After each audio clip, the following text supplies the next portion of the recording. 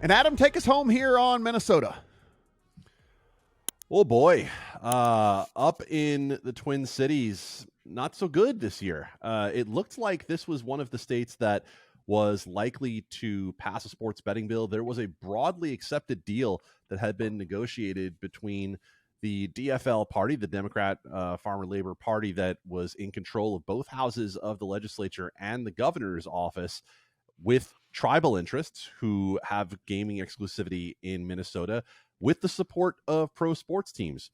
Sounds good, right? Sounds like everybody's in line. We're going to get a deal that gives tribes the greater bulk of the access here. And then we saw things begin to fall apart a little bit. There were a couple of holdouts within the controlling party in the DFL, and that meant that there needed to be negotiations with the Republican side to try to get a deal done. And there were some in the Republican caucus who were being lobbied by the horse racing tracks, who said, hey, we'd like a piece too.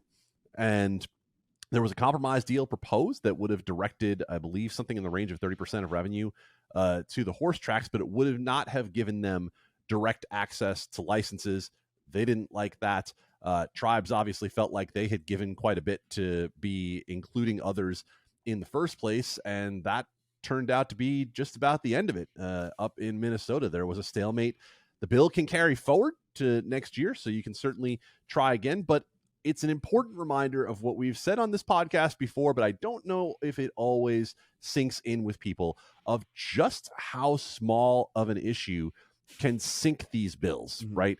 When it turned out that there was going to be friction with getting sports betting done, because it's low priority for a lot of legislators, well, this DFL party that was in control wanted to be able to show victories to the voters that put them in place.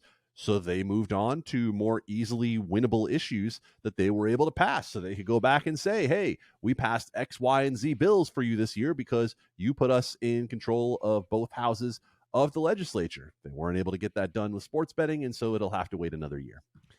Adam, go get you some vitamin C, my friend. Get some echinacea, get some all of the different little things, vitamin D's, and all the stuff that you can possibly do. Maybe get one of those IV drips and get better, my friend. Thanks for being here, despite the fact that you feel a little bit under the weather. Dustin, I think we're fine. I don't think we can catch anything through the riverside here. I think we're good to go moving forward. As always, guys, everything we do absolutely free. So please head over to LegalSportsReport.com and take in all the words Adam and team are putting up on all these stories over there. For Adam, for Dustin, I'm Matt.